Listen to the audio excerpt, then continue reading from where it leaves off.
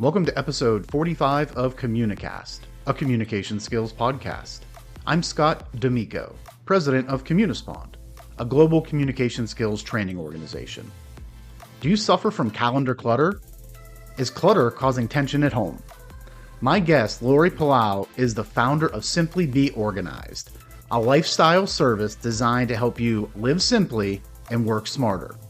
In this episode, we talk about how communication skills are a key driver for reducing clutter in all aspects of your life, the importance of goals, and why you need to be specific in your communication. I hope you enjoy. Laurie, thank you so much for joining me today. I'm really excited to be here. Thanks so much for having me.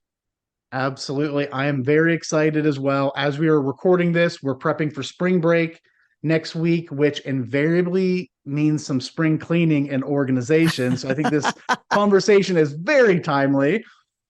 To get things started, why don't you jump in, just tell the listeners a little bit about you, your background, and really what it is that you're working on today. Sure. So I run a company called Simply Be Organized. It's the letter B, organized.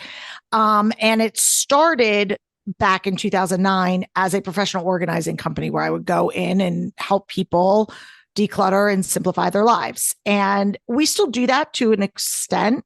But over the years, it's kind of grown and evolved. I host a podcast like yourself called This Organized Life that we've hosted for 7 years, which is kind of crazy to think about. And I also wrote a book about organization strategies called Hot Mess, a practical guide to getting organized. But really what my focus is really helping people understand the why of clutter. And in doing that, understanding not just about the stuff, but how clutter makes them feel and giving them the strategies to change their behaviors and develop healthy habits. And so I've done that through workshops, trainings, obviously our on-site, client work. But over the course of the years that I've been doing this, I have really learned about the importance of communication and how communication plays in to the execution and sustainability of organized spaces. Because specifically when it comes to clutter causes conflict lives for a lot of people. And that could be physical clutter, that stuff that you see, the dishes in the sink and piles of mail, clothes, all the things. But it could also be calendar clutter. Like I'm just so busy. I have no margin in my day to do things. And I call that calendar clutter. And then that can also result in physical clutter, but it also results in impacting your relationships negatively. It could be you snapping at your spouse or your kids, or you feeling stressed to meet deadlines at work, all of these different things. So they're all different kind of types of clutter that we have in our lives. And so, for me, I think naming things is really important because it just provides some language around it and some framework for us to say, this is how I'm feeling, because a lot of it's just very gray. It's like invisible, that we don't know how to really address how we're feeling. Or maybe we see the dishes in the sink and it's really about, I'm just tired of feeling like I'm the only one. Like, I don't care about washing the dish. I care that you expect me to wash the dish. And there's a difference there, right? Or you expect me to do the laundry. I don't care about it. That it's not about the laundry. It's about the fact that we have this unequal division of labor in our house or whatever the situation is. And so for me, a lot of the work that I've been doing the past couple of years is really trying to develop some frameworks to provide context and to have healthier communication for people so that they can get to the root of where their clutter is and develop actionable strategies to get rid of. It's not just about one in, one out. It's a lot deeper than that. Ooh, this is hitting close to home. Is it? Okay. I was like, I don't know. Sometimes I'm drinking my own Kool-Aid and I'm like, I don't know, does this make sense to anybody else? But No, it's fascinating. I love the distinction between the physical clutter, the things, the stuff on the counters or dishes in the sink, and then the calendar clutter. I never really used or heard of that term before. I'd always think about it. My wife talked a lot about trying to avoid overcommitting ourselves. And typically the way we get overcommitted is through our kids' activities with sports and activities and clubs, all those types of things. And it's just interesting as, I work from home. So majority of the time I'm here by myself. my wife and kids are at work and at school. And so I am very much the tidy person. She's more so, I would say, the clean person, right? Make sure the counters are wiped down and everything is clean and things like that. But when I'm here, the house is tidy. And then they come home, it's the book bags, the lunch boxes, the purses, the this. And I feel it. I feel the change in how I feel when I go down and I see the counter or the couch, the jackets laying all around. So I think this really is a fascinating topic to think of both in the workplace and at home.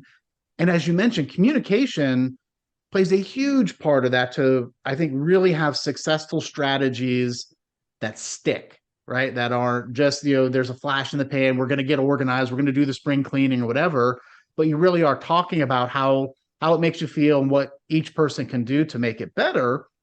And that somewhat transitions to the first thing I want to talk about is when you hear the term, say, communication skills, or that maybe you're working with clients that really are strong communicators when it comes to clutter and organization, what comes to mind when you hear that somebody really is a solid communicator? Well, I define it as being very clear and specific of what it is that you're either struggling with or that you're trying to achieve. So, and communication for some people, a lot of times people talk in broad strokes, and we all like have an image in our mind when someone says something or they're communicating. And I'm talking about verbal communication because, again, we could get really granular and say there's nonverbal communication, how people are acting. That tells a story as well, because behavior in and of itself is a language. And so if I see, like, my husband, when my kids were little, he would come home and he was like where I was at home with the kids and I would, be cleaning up from dinner and there'd be stuff out or whatever. And he would walk in after a long day and immediately start picking things up. And I interpreted that as like, he doesn't think I'm doing my job. Like he's like, that was what I perceived. And for him, it was, no, this clutter is stressing me out. I'm starting to feel tightening in my chest. Like I walked in after a long day and I had stress at the office and whatever. And I don't want to see this physical clutter because that is just adding to my stress. So I know that you have a lot on your plate already. So I'm just going to come here and fix it. So but my interpretation was, what, you're just in the door and you already like criticizing the way I'm doing things or not doing things. So it was causing a rift because we were each doing our own thing and not having that dialogue to say, like, hey, when I come in, it really stresses me out. So then my response is, I just want to come in and fix it.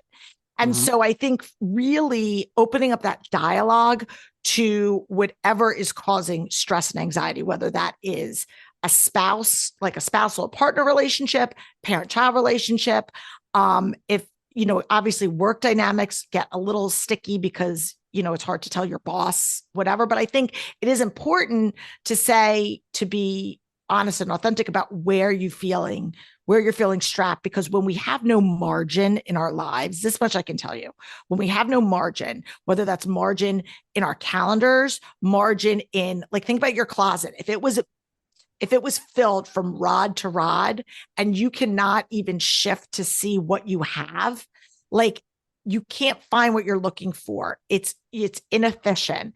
And a lot of times our schedules, either by default or design, end up like that.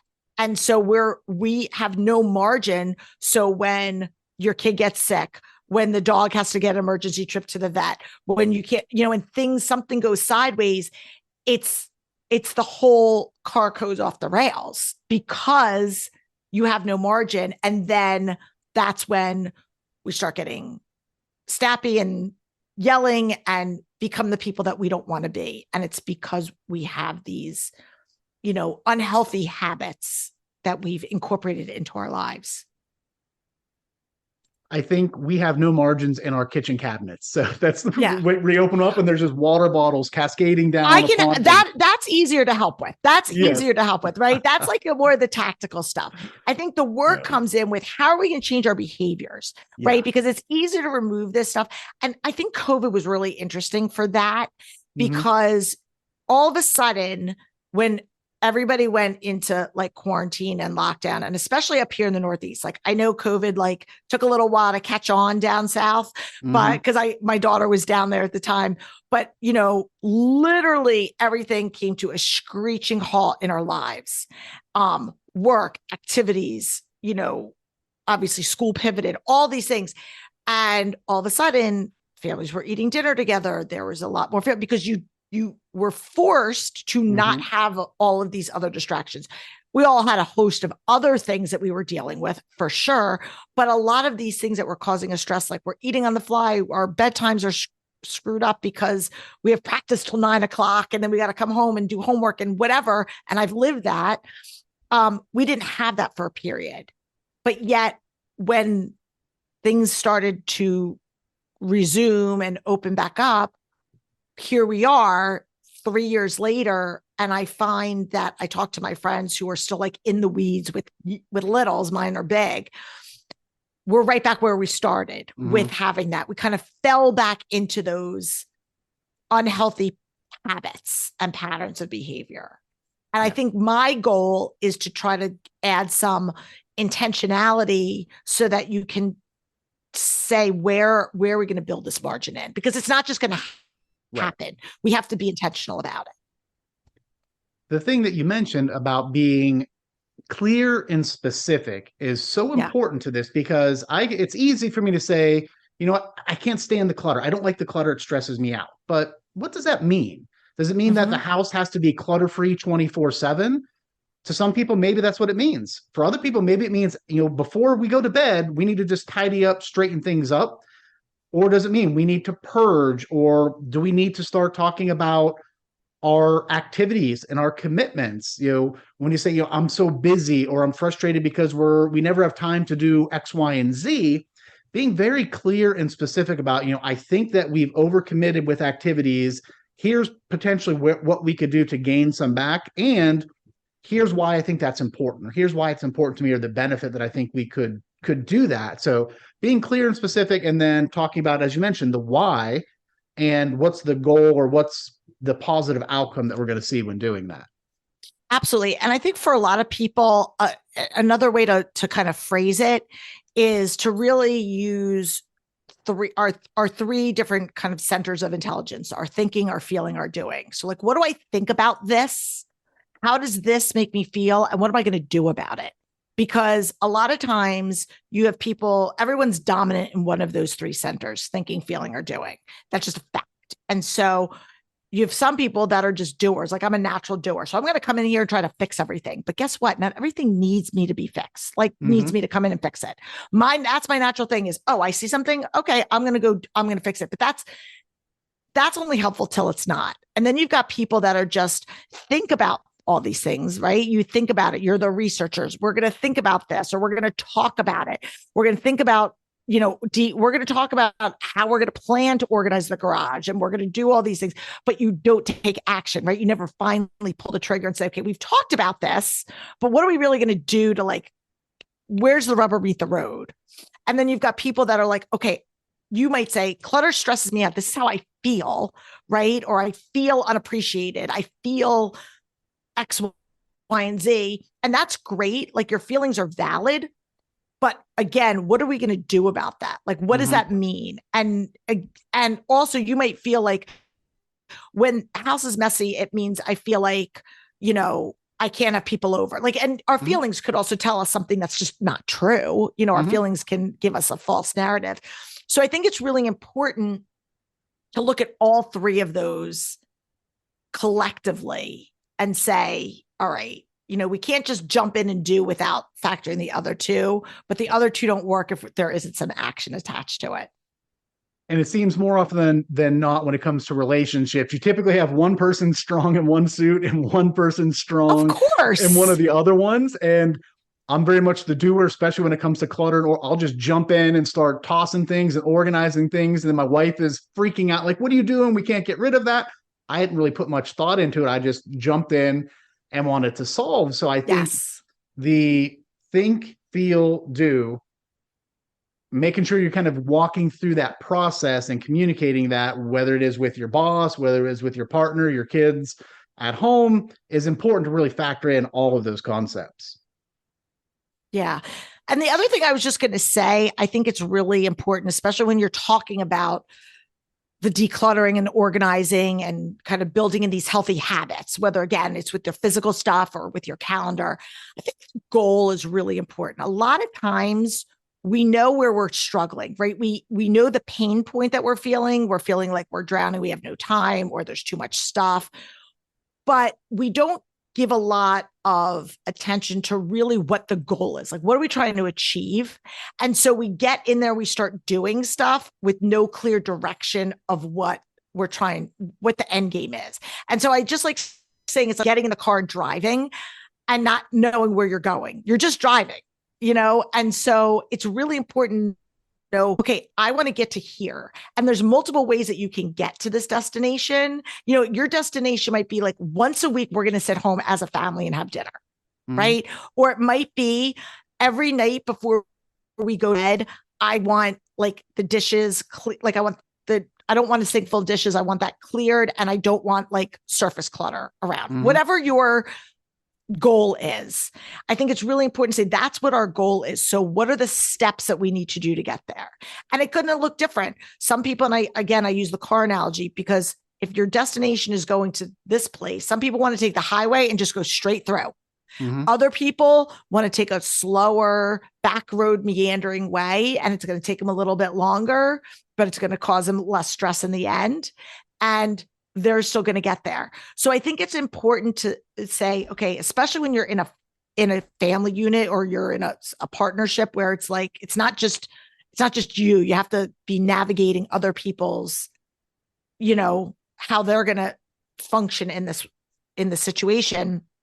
I think it's important to say, okay, where's our goal and how are we going to each get there? That's in alignment for us. And your way might look different than your wife's way.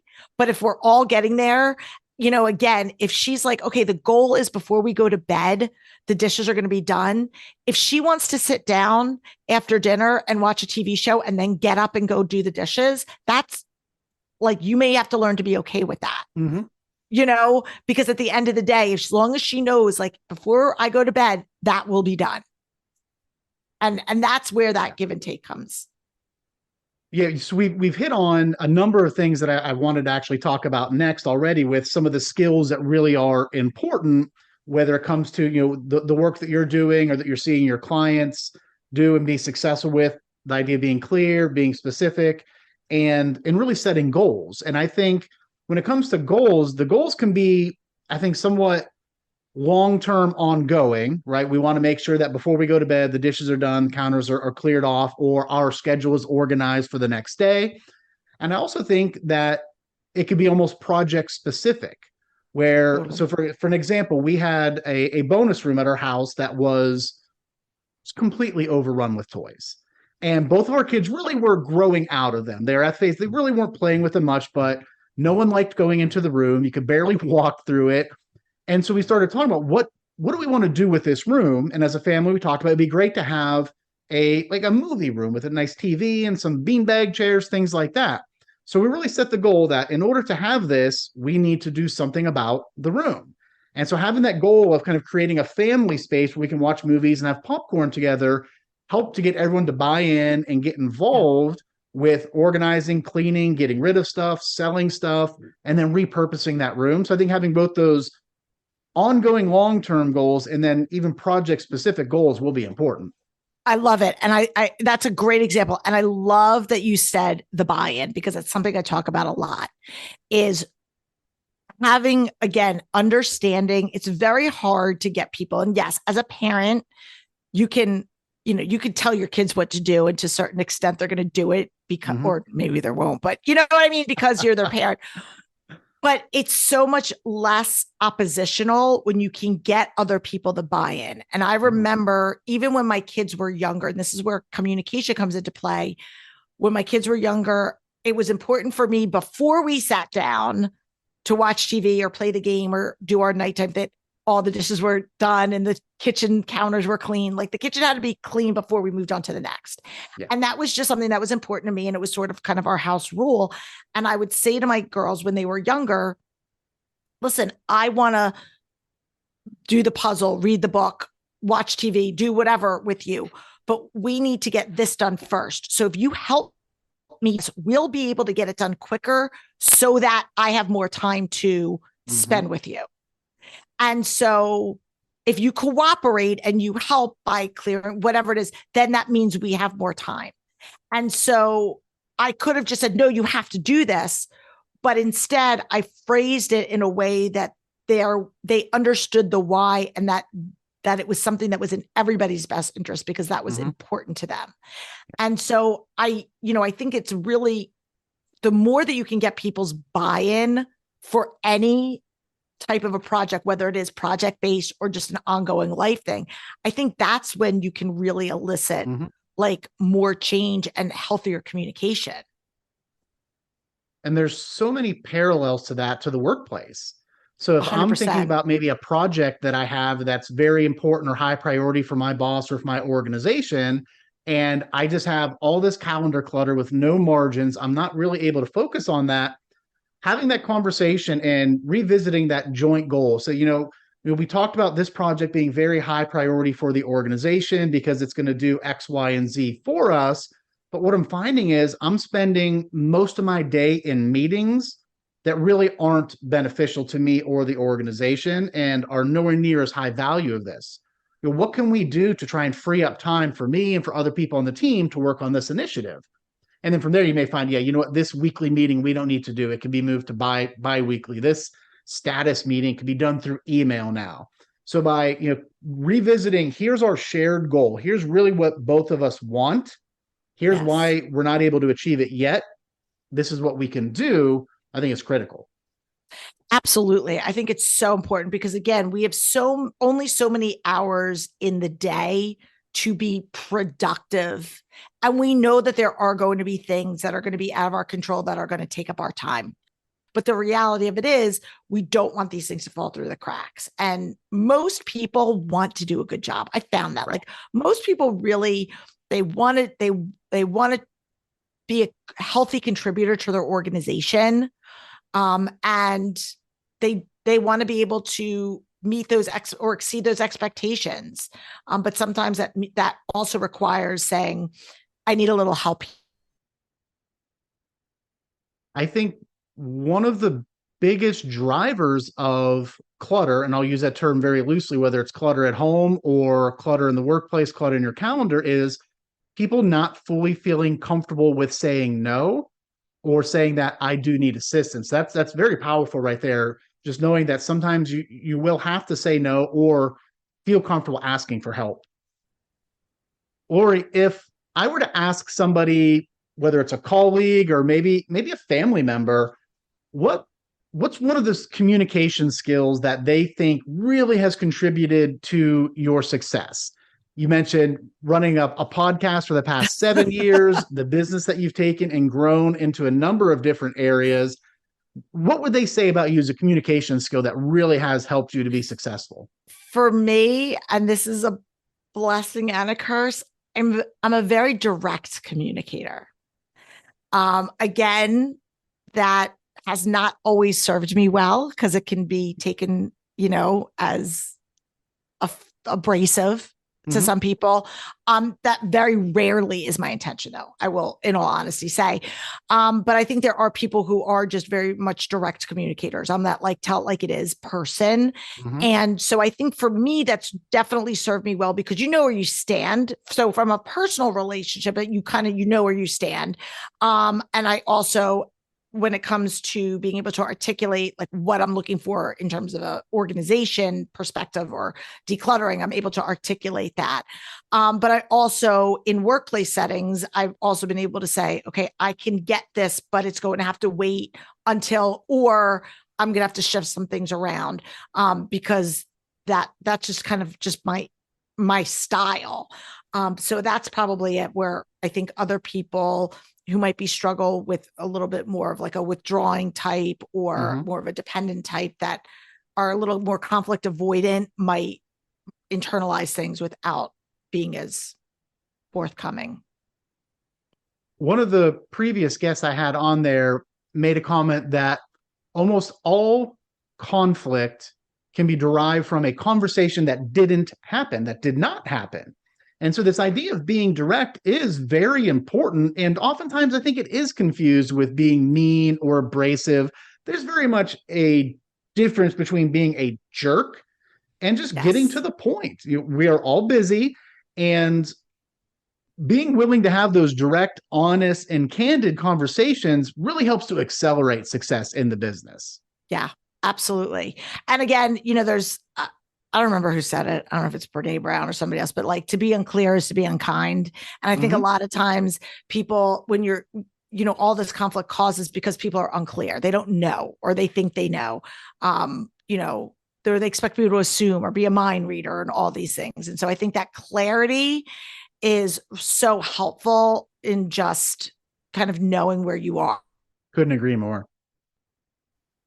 Laurie, you mentioned the direct communication style. Yep. Who has been someone from throughout your career, throughout your life, that really has helped to influence your communication style? Perhaps what did you take from them, tweak a little bit, and make your own? When I was in my early 20s, I had a boss who was a mentor. Actually, I've had a couple of bosses who have been mentors for me. And I would say they were both very they were direct communicators, and they were clear. They were very, they were kind, but they were very like, here's your expectation. This is what we want. These are the steps that you're going to take to get there. These are the benchmarks that we need to hit. And so I saw them in a leadership capacity, being able to use words and actions to help encourage and motivate people. And so I would like to believe that I've kind of taken a page out of each of their books to do the same, whether I'm leading people professionally in their careers, and hoping to like coach and mentor them in that perspective, or just, teaching a bunch of people organizing strategies and walking them through the steps of how to get to their achieved goal. People often discount the impact that a boss or mentor early on in your career can have, or the inverse of that. If you have a really bad boss or leader early on in your career, how that can somewhat shape people's philosophy of what being a mentor, what being a leader can be like. So it's always fun to hear these stories, because I've had a number of amazing leaders throughout my career, and especially early on in my career, that really helped shape who I am as a leader, some things to do, some things not to do. But I always enjoy hearing of people that had a really strong leader early on in their career that has ultimately shaped their style and their leadership abilities. Yeah, absolutely. I think it's really important. And you never know the impact that you're going to have on somebody. So I always just try to lead by example. Not that we don't all have bad days, when we're not on our A game, but I think it's really important that, our actions and our words have some sort of alignment.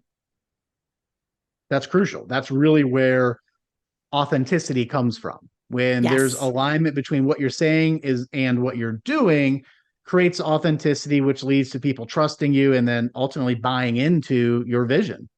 Yep. 100%.